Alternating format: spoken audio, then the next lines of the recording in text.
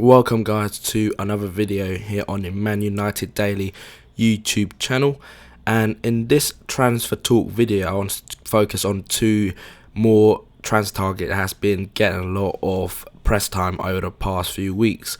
So the first one comes as no surprise really, and it's Paul Pogba. We all know the history of Pogba in terms of his United career, ending up, where he left on a Bosman transfer to Juventus a couple of years ago, and since then he has got kicked on and realised, a lot of his potential. And at just 22 years old, he still has a lot of room to improve even more, despite the huge improvement he has already made at Juventus.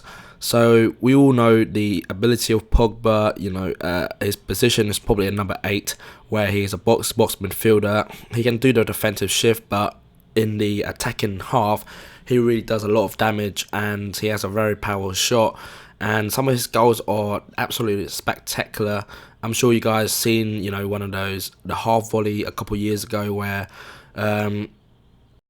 it was a half volley and the swerve he got on the ball was absolutely incredible. So it showcased his technical ability, no doubt, and he has some really amazing dribbling skills as well. For such a big man, he's very technical and very adept in what he does with the ball. So he would be a perfect player for any team looking for a dynamic midfielder who adds his fair share of goals and assists. But ultimately his presence in midfield would add a lot of ability and a lot of determination to any midfield in the world. And going on that point, there will be a lot of competition, especially from the very top clubs who would be able to afford him for his competition for his signature. And United will have their work cut out if they were to convince him to come back to Old Trafford. The fee being touted, is going to be upwards of 50 million euros, all the way up to maybe even 70 million euros. So, and for a player of such potential who still has a few years left on his Juventus contract, there's no disputing that Juventus will get the the very high end of that estimation. So it's going to be a hard slog if Pogba was to leave this summer.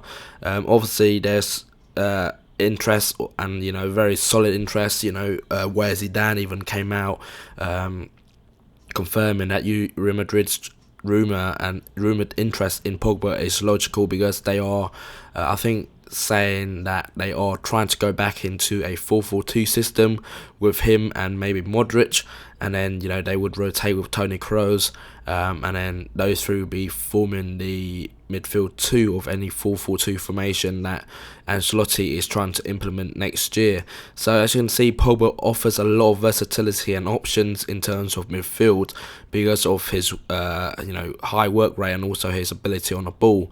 Obviously there's also PSG, who has very deep pockets, so United will have to compete on the financial terms, but also the only thing, another factor is that Champions League football. Obviously we are in a great position right now in order to secure Champions League football next season. However, if we do miss out and drop back into the Europa League, it will be a detractor for any potential transfer for Pogba, who would be looking to join a top and an elite club.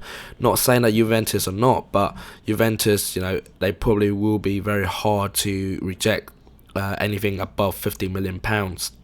So Pogba, 22, if you read interviews from the past, he still admires the club very highly, and I think there was a tinge of regret that he didn't have the opportunity to cement his place at Old Trafford. So it would be an expensive mistake per se. Obviously we can't have all foreseen how high or how quickly Pogba would develop in his footballing career when he was at United. Obviously he made a few fleeting appearances under Alex, but he has gone into stratospheric levels since then. So I would definitely, along with, I'm sure 99.9% of United fans, swallow up the huge transfer fee and take him back for tomorrow. It will be good. So it will be a lot of competition, but I think Pogba is leaning towards leaving Juventus this summer.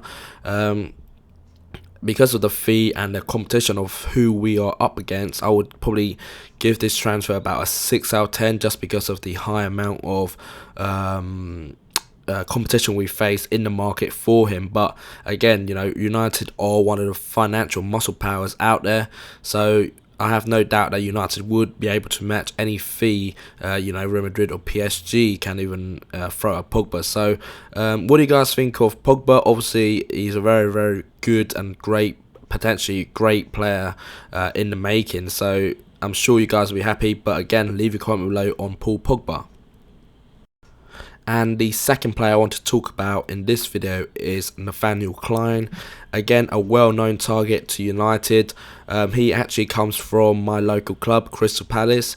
Obviously he has since moved to Southampton, but I think he really got onto the radar of United fans in 2011. If you guys remember, in the Carling Cup game where him and Wilfred Zaha really starred for Palace that night, and he subsequently moved to Southampton and has since established himself as one of the better right half backs in the Premier League, and has since now cemented his place as England's right back as well. So Nathaniel Clyne has a lot of top flight experience and is still young enough in order to develop himself even further.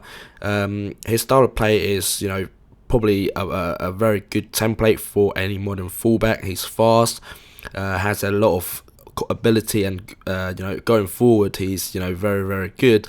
But essentially he's also a very, very good defender who tracks back and knows when to go forward and when to stay back. So that will be a lot of attribute that we are looking for the next right back, because right now, even though Antonio Valencia is doing a swell job, on occasion he's still being caught out just positionally, just because of the mindset and the little techniques you pick up over the years playing that position week in, week out.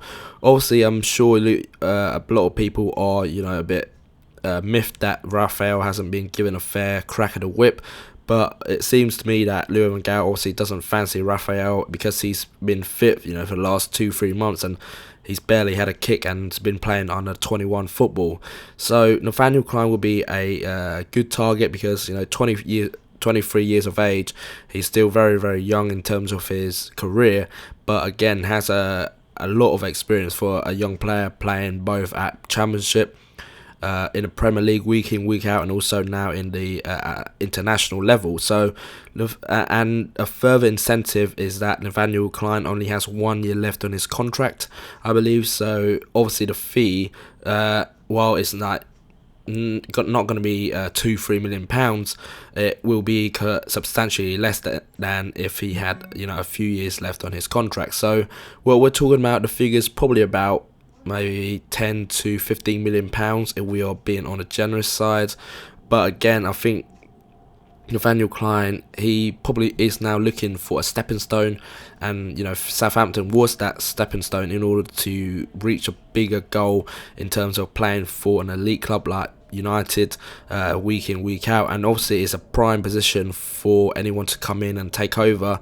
Obviously Valencia, like I said, done reasonably well, but I think in the bigger games we do need and require a specialist right back in order to fit in and fill the defensive liability that Valencia does have.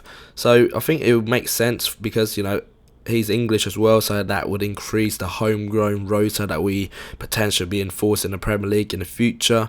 So that would be a good way, and I think Clyne has proven himself at Southampton in the past 2-3 seasons that he's a very capable player, and probably is ready and primed to push his career to the very next level. So I would probably give this one a 7 out of 10, because if United come with an offer anywhere near the £10-12 million, I think it will be hard for Southampton to reject, especially given that Clyne has only 1 year left on his contract.